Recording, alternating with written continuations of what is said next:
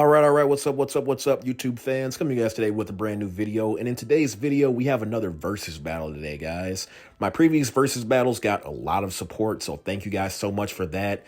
But without further ado, we are going into Tobirama versus Obito today. Now, to start off, obviously, let me preface this just like I say every other versus battle. No, I do not believe that Tobirama is doing anything whatsoever against Jubito. Like we already saw, Hashirama, even though he was limited, couldn't do a single thing, and he literally got rushed by the subconscious of Jubito. And Naruto, it took everything out of his KCM1 form to even crack anything against him. So no, I do not believe that Tobirama stands a chance against Jubito whatsoever. But the point of this video is that we are going to be looking at every iteration of Obito before Jubito to see if Tobirama could stand up against and defeat any of them. If you guys didn't already know, previously, I always do this series where we take featless characters and stack them up against characters that are the God Breakers. I already did a Sakamo versus Pain video, even though Sakamo has no feats whatsoever. I did a Fugaku versus Itachi video, and in those videos, I take those characters that have little known about them and try and use the little that we do know about them to see against what they can be doing against anybody else. To start off with Tobirama, he is the god of shinobi. He got his god of shinobi moniker by pretty much inventing every single jutsu that there is known to man. If there is no specific Kekkei Genkai that limits you from using the jutsu, chances are the jutsu either came from him or the jutsu came from Indra. So that's how he got his God of Shinobi moniker. I needed to put that out of the way just in case they did not know. But that is who we're dealing with today, guys. He is the ultimate Uchiha hack. His whole fighting style is literally revolved around being a complete combo breaker against the Mangekyo Sharingan wielding Uchihas. And that's his whole thing. He's a perfect counter to Uchiha. He created the Flying Raijin, which was later perfected by Minato, which was the strongest ninja known to man before Naruto and ahead of Hashirama and all of that good stuff. Now, you guys are probably wondering why I put him in a battle against Obito to begin with, because we know if everybody saw, Jubito could pretty much wreck him.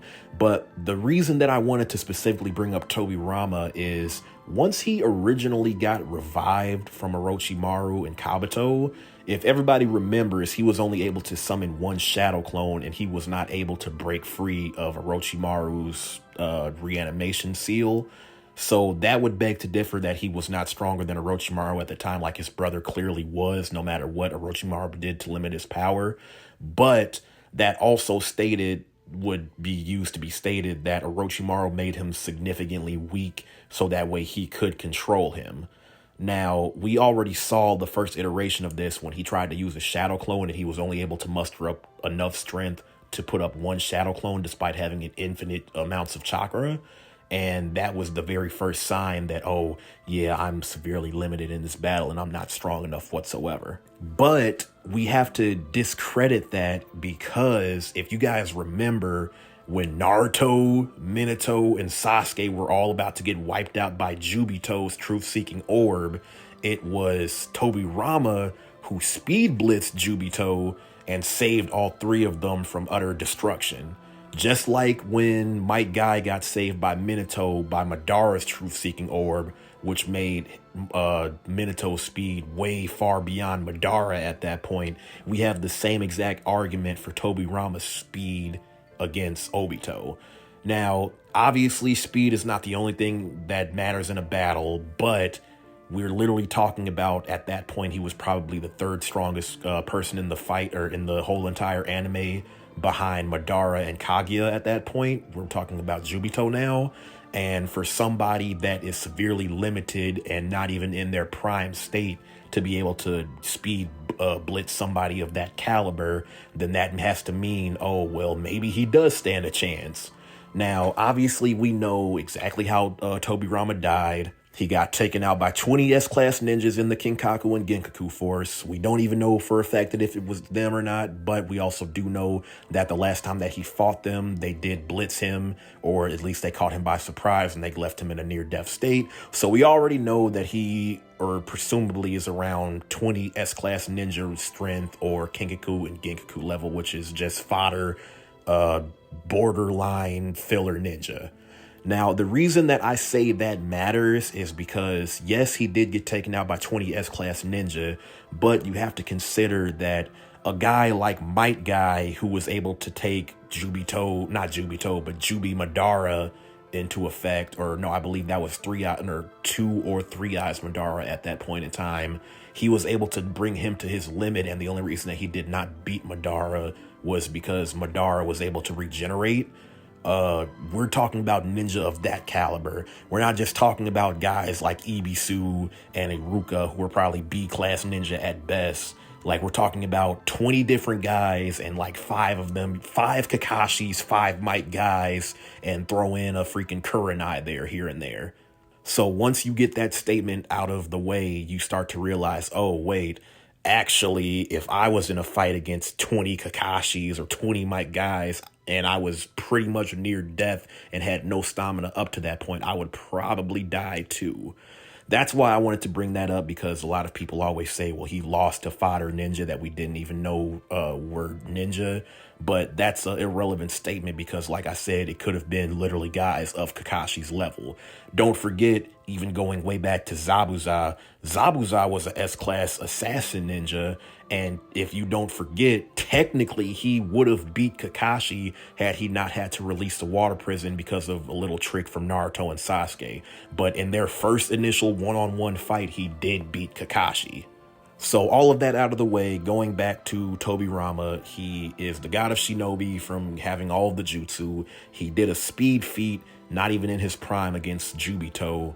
So we have to take that into account when he goes against Obito. Now, what can Obito do? We already know that Obito has the whole Kamui going into the dimension. He gave his other eye that takes other things into the dimension to Kakashi when they were kids because of the whole rock incident. And that's pretty much his name to fame, all the way up until the point where he gets the Hashirama cells from Madara, and then later on gets the Rinnegan from Konan, and so on and so forth. He does have the ability with the Rinnegan to use all the paths of pain that Pain did, but by his own admission, he does not use them because they would just take up too much chakra, and they already know how to defeat them. Even though going into a battle, Tobirama probably would not know how to defeat them, even though he probably does know about the paths of pain, but he probably wouldn't know really what to do against them. So you can already say, if he gets hit by a Chibaku Tensei, it's probably already done. So that pretty much wraps up that. But he does have Flying Raijin, and if he was able to speed blitz Jubito, then it is safe to say that maybe he is probably in his prime much faster than Obito without Jubito powers. And we already know for a fact that all the Jubito powers are gone. So in this situation, it would be the same as Minato when he fought Obito for the first time. Now, I don't believe, even though Tobirama is a genius ninja, that he would be able to just on the spot, just like Minato did, find out how the tailed beast bomb or how the Kamui works in his own setting. But we already know that Flying Raijin is a space and time defying ninjutsu. So even if he did get sucked up into it, he could literally teleport quite anywhere else as long as he has a little plant down or a kunai somewhere else. So I don't believe that would be an issue, just like a lot of people say, oh, well, Obito literally cannot be defeated because he has Kamui. I don't think that would be an issue, but the only thing that I do have an issue with is that we unfortunately don't know the extent of Tobirama's power beyond what we saw him do in the war. And then in the war, we saw that he was able to speed past Jubito, so the only speed feat that we do know is ranking him against a character that we already factually know is leagues ahead of him. With that being said, guys, and if I'm super rambly in this video, I'm so sorry, but it's literally just a big, huge information dump. I believe that the Obito that Minato defeated, obviously the kid Obito, he could probably defeat that one. The Toby that we saw that went up against Konan, he could probably defeat that one as long as there was no, not paper bombs, as long as there was no Hashirama cells, what's called plot armor like he used against Konan. He could probably find out a way with all of the infinite ninjutsu he knows to defeat him in that iteration. But basically, with the fact that we know that he has a speed feat that scales him to Jubito level, I don't think that Obito would be able to do anything speed-wise against somebody. This is also Hashirama's brother, so it's safe to say that the Senju DNA probably did scale down and go down to his generation as well. So he probably does have some crazy strong thing that he has to his character that puts him at that level. We already know that in the warring stages that he defeated Izuna, and at that point in time it was stated by Kishimoto that Izuna was just as strong as Madara in that point, which means that Tobirama would be just as strong as Hashirama in that point, since they were pretty much on par and he defeated Izuna. But that was pre-Mangekyo Madara, so we don't even know what that would entail in any of that. So basically, I'm giving you guys this gigantic info dump to say that I believe that as long as I keep trying to say Tobirama, as long as Obito does not have the Rinnegan, then I believe Tobirama stands a chance solely off of the fact that he has flying Raijin and he is faster than Obito at that point in time. So we already know that Obito lost to a person with flying Raijin that isn't as smart as Tobirama. So as long as there's no shenanigans of plot armor involved, he probably could find a way to defeat him with the infinite amounts of jutsu that he knows. That might be super wank of the character. It probably is, but at least that's my stance on it, guys. Sorry about being super rambly in this one, guys. It, like I said, was a gigantic info dump, and there was a lot of information that I had to get out. If you liked the video, obviously like and comment and let me know what you guys think. If you guys want me to make that Shisui video for the next time, just let me know in the comment section below, and I'll definitely get that out to you guys as well. I'll see you guys in the next one. Peace.